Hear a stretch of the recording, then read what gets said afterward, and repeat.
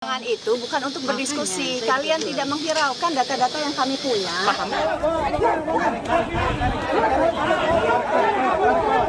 Aksi saling dorong hingga baku hantam mewarnai proses eksekusi rumah keluarga politisi Wanda Hamidah di Jalan Cimandiri, Menteng, Jakarta Pusat. Masuk.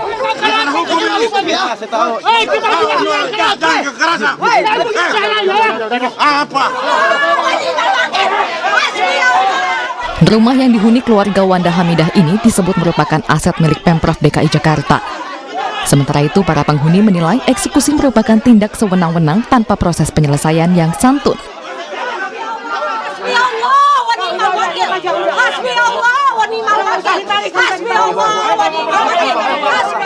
Pemilik rumah berencana melayangkan gugatan terhadap Pemprov DKI ke Pengadilan Negeri Jakarta Pusat. Ini sudah batal demi hukum sejak tahun 1920, mati. Sebelum eksekusi, Pemkot Jakarta Pusat telah melayangkan surat peringatan hingga menawarkan uang kerohiman kepada orang tua Wanda Hamidah yang menempati rumah tersebut, namun sayangnya ditolak. Karena Pak Hamid itu sebetulnya beliau tidak memiliki SIP awalnya juga. Jadi ada kakaknya, dulu Abu Bakar. Tapi SIP-nya tidak ada nama beliau di dalam SIP-nya itu. Kita tidak tahu kemudian beliau menduduki di sini. Sebanyak 30 personel gabungan Polsek Metro Menteng dan Polres Metro Jakarta Pusat bertugas mengamankan lokasi.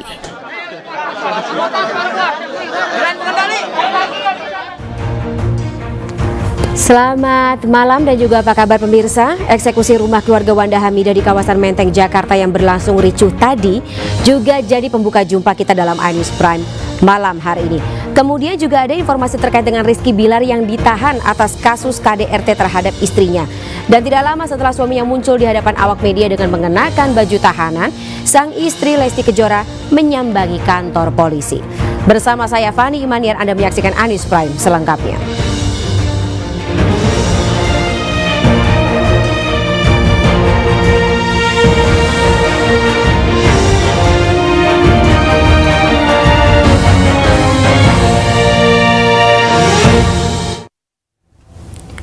Ya pemirsa, ke-8 warga tertimbun tebing longsor di Kelurahan Kebon Kelapa, Bogor, Jawa Barat, di mana 1 orang ditemukan meninggal dunia, sementara 3 lainnya masih dalam pencarian.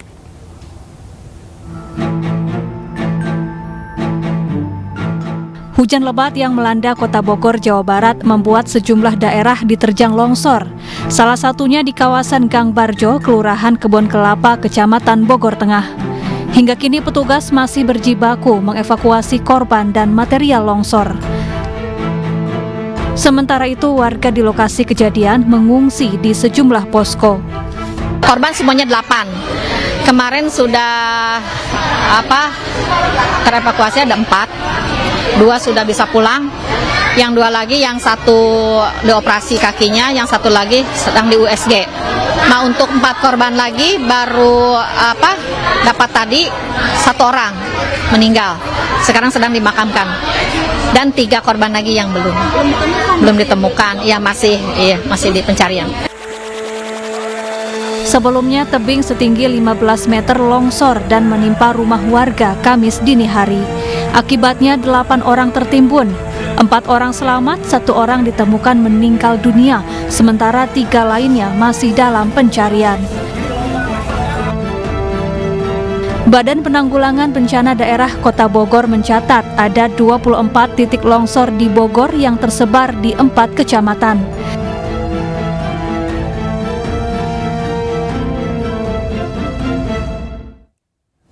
Ya, sementara itu pemirsa, seorang mahasiswi Institut Pertanian Bogor atau IPB hilang setelah terjatuh di gorong-gorong dan terseret arus banjir di Jalan Dadali, Bogor, Jawa Barat. Kejadian hilangnya korban bernama Azra Nabila ini terekam kamera warga. Terlihat korban yang mengendarai sepeda motor sedang berjalan di pinggir jalan dan tiba-tiba saja korban serta motornya terperosok dalam gorong-gorong dan hilang terbawa arus. Peristiwa tersebut terjadi pada Selasa sore saat hujan deras mengguyur kota Bogor dan sekitarnya. Upaya pencarian korban di sejumlah titik masih terus dilakukan.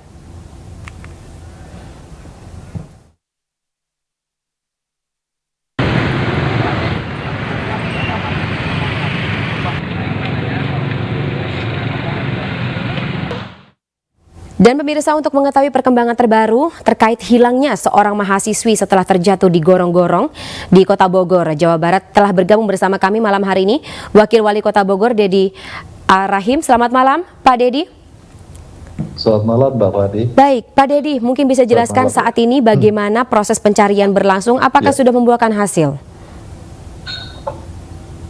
Terus terang kami sejak awal ya, kejadian itu kan hari Selasa sore, kemudian besoknya karena malamnya kami coba telusuri setelah air agak surut, tetapi memang kondisi lapangannya agak curam ya, dan kami lanjutkan di hari Rabu selama kurang lebih pencarian sejak jam setengah 8 jam 7 ya sampai setengah 8 pagi hingga jam 3 sore, akan tetapi kami belum menemukan, sehingga hari Kamis pagi tadi pukul 7.30 sampai jam 8 ya kurang lebih kami juga melaksanakan rapat gabungan koordinasi dengan Basarnas, kemudian juga TNI Polri serta relawan dibantu oleh Tagana dan juga BPBD dan beberapa unsur terkait yang bisa kami ajak untuk melakukan pencarian.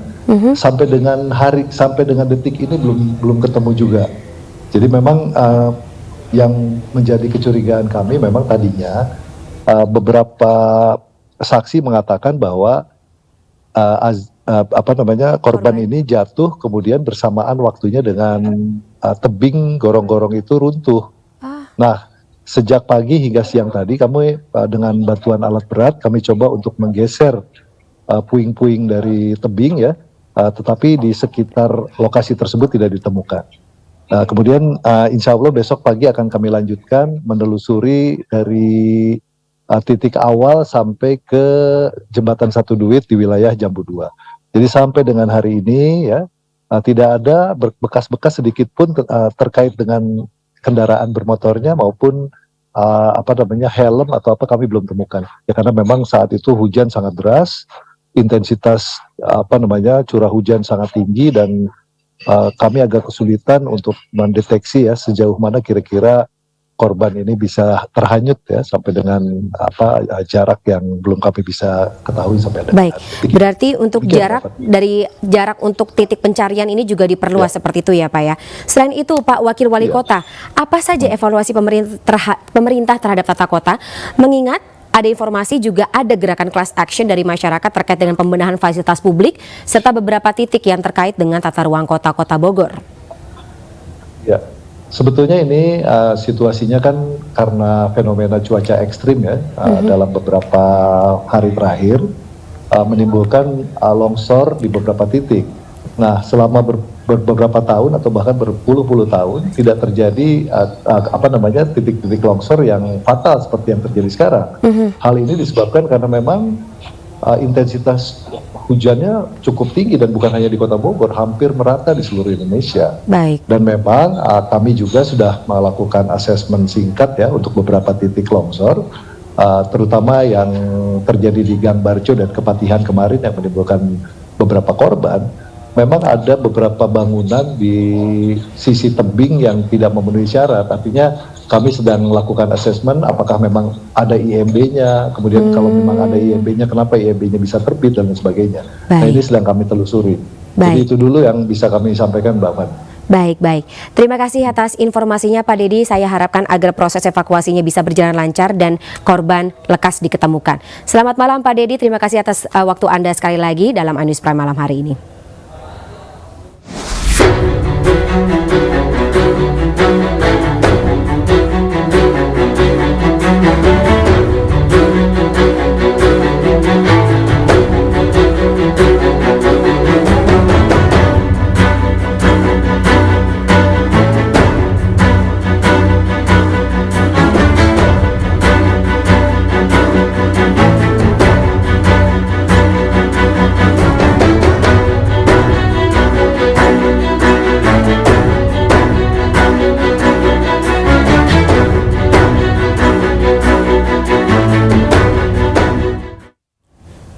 Ya pemirsa, Rizky Bilar yang ditetapkan sebagai tersangka kasus dugaan kekerasan dalam rumah tangga terhadap Lesti Kejora kini sudah resmi ditahan.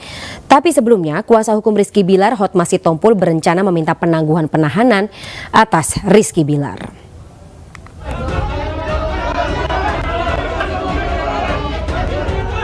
Setelah ditetapkan sebagai tersangka kasus kekerasan dalam rumah tangga, Rizky Bilar kini ditahan. Penetapan penahanan ini setelah Rizky menjalani pemeriksaan panjang sebagai tersangka oleh penyidik Polres Metro Jakarta Selatan. Yaitu saudari Lesti Kejora atau Lestiani, yang mana dalam hasil visum tersebut menerangkan bahwa telah terjadi kekerasan fisik terhadap korban yang dilakukan oleh terlapor, yaitu saudara Muhammad Rizky.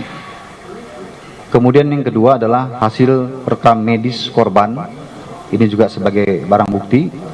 Kemudian yang ketiga, 2 buah flash disk yang berisikan CCTV di area depan kamar dan luar rumah korban, saudari Lestiana dan juga tersangka yaitu Muhammad Rizky alias RB yang beralamat di Jalan Gaharu 3 nomor 10 Cilandak, Jakarta Selatan. Kemudian motif yang mendasari terjadinya kekerasan dalam rumah tangga ini adalah pelaku telah ketahuan berselingkuh di belakang korban, dalam hal ini saudari Lesti Kejora. Kemudian saudari Lesti Kejora sebagai korban minta penjelasan dan dipulangkan ke rumah orang tuanya. Namun hal ini memantik emosi daripada pelaku atau tersangka saudara Muhammad Rizky, sehingga mengakibatkan pertengkaran dan juga terjadinya kekerasan yang dilakukan hampir pukul 2 dini hari dan juga pukul 9:10 pagi. Sementara Hotma Sitompul yang diminta menjadi kuasa hukum Rizky Bilar mengatakan setelah ditetapkan sebagai tersangka, rencananya Hotma akan membuat surat resmi untuk penangguhan penahanan terhadap Rizky Bilar. Ya belum pada waktunya lah, tentu kita ajukan segera permohonan penangguhan penahanan, kita tunggulah 1 hari 2 hari ya. Untuk kondisi Rizky Bilar sendiri di dalam ya, tentu letih sekali dan kita minta supaya ditunda dulu sementara. Atas perbuatannya, Rizky Bilar terancam Undang-Undang Nomor 23 Tahun 2004 Pasal 44 Ayat 1 dengan ancaman 5 tahun penjara. Sementara itu, Lesti Kejora Kamis sore mendatangi Polres Metro Jakarta Selatan. Lesti datang di saat kepolisian mengumumkan penahanan terhadap suaminya Rizky Bilar.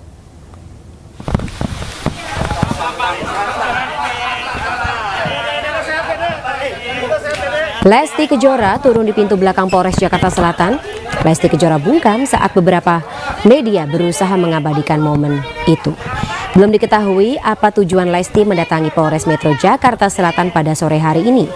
Seperti diketahui, Rizky Bilar dilaporkan Lesti Kejora atas dugaan KDRT dan saat ini selain dilakukan penahanan, Rizky Bilar juga resmi jadi tersangka.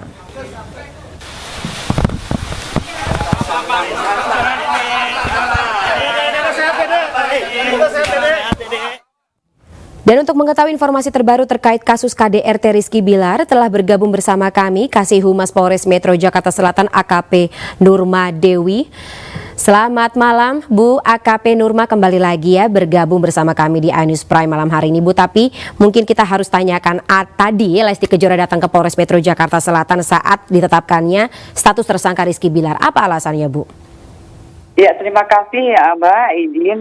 Jadi tadi pimpinan kita sudah menetapkan saudara R ya sebagai tersangka kemarin, kemudian hari ini kita sudah menahan saudara R ya. Pimpinan kita tadi Kombes Pol Zulfan, kemudian Kapolres Metro Jakarta Selatan Kombes Pol Ade Arisam telah menjelaskan duduk perkara, kemudian yang jelas untuk saudara R sudah ditahan hari ini, Mbak. Nah, Lesti atau korban sendiri datang ke Polres dalam rangka apa, Bu? Jadi saudari L tadi setelah kita mengumumkan saudari L menghadap penyidik, ya menemui penyidik, kemudian ya untuk kembali ketemu dengan suaminya. Apakah betul ada rencana mediasi, Bu? Ya, itu masih dikoordinasikan dari saudari L Jadi itu adalah haknya dari saudari L untuk mengadakan mediasi atau juga yang lain-lain, Mbak. Baik, jika seperti perdamaian ataupun ya juga mencabut perkara, karena memang dilaporkan oleh saudari L.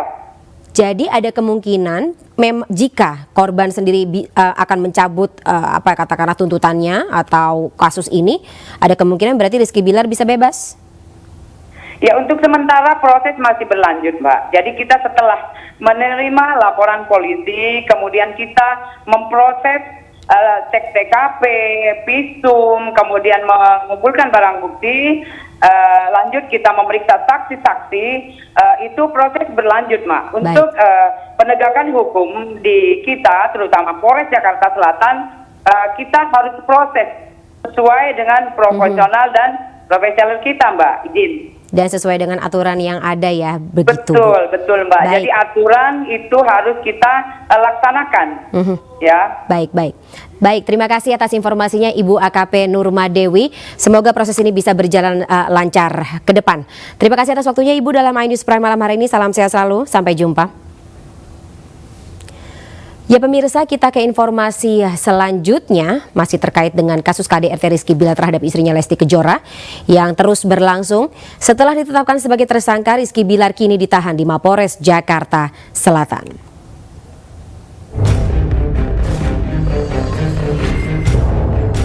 Pasangan Rizky Bilar dan Lesti Kejora membuat publik Indonesia heboh dengan kasus KDRT. Rizky Bilar dilaporkan istrinya Lesti Kejora atas tindakan kekerasan dalam rumah tangga pada 28 September 2022 malam. Untuk memperkuat laporannya, Lesti melampirkan barang bukti berupa hasil visum dirinya. Menurut kepolisian saat itu, pelaporan tersebut dilakukan Lesti usai dirinya mengalami kekerasan dari Rizky yang diduga terpergok selingkuh. Kepolisian juga menjelaskan apa saja kekerasan yang diterima Lesti, yakni Rizky berusaha mendorong dan membanting Lesti ke kasur. Tidak hanya itu, Lesti juga dicekik hingga mengalami cedera pada tulang lehernya dan harus dirawat di rumah sakit. Belakangan juga beredar video CCTV yang memperlihatkan Rizky Bilar berusaha melempar bola biliar ke arah Lesti saat berada di rumahnya. Namun kejadian ini dibantah pihak Rizky Bilar. Menurut mereka kejadian tersebut merupakan akting belaka saat proses syuting konten Lesti dan Bilar. Dalam kasus ini polisi memeriksa dua saksi, yakni Novita Sari yang merupakan asisten rumah tangga Lesti dan Bilar, dan Firda Novia Rita, karyawan Lesti dan Bilar. Berdasarkan hasil penyidikan dan pemeriksaan saksi-saksi, Rizky Bilar akhirnya ditetapkan sebagai tersangka pada Rabu 12 Oktober 2022 malam. Hasil pemeriksaan yang dilakukan oleh penyidik dari Satreskrim Polres Metro Jakarta Selatan telah menaikkan status saudara Muhammad Rizky dari saksi menjadi tersangka. Sejak ditetapkan sebagai tersangka, Rizky Bilar menjalani pemeriksaan di Polres Metro Jakarta Selatan. Meski kuasa hukum Rizky Bilar Hotma Sitompul sempat akan mengajukan penangguhan penahanan, namun polisi tetap menahan Rizky Bilar pada Kamis 13 Oktober sore.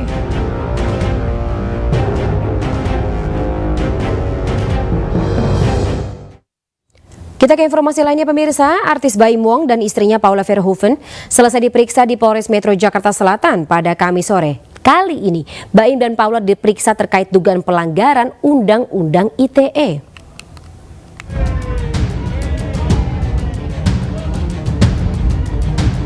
Setelah diperiksa selama kurang lebih 4,5 jam, artis Baim Wong dan istrinya Paula Verhoeven keluar dari ruang penyidik Polres Metro Jakarta Selatan Kamis sore. Sekitar 70 pertanyaan dilontarkan penyidik kepada Baim dan Paula terkait dugaan pelanggaran Undang-Undang ITE atas prank KDRT yang mereka lakukan. Dugaan pelanggaran ini dilaporkan oleh pelapor atas nama Mila. Poinnya banyak, panjang, lebar, dan dalam.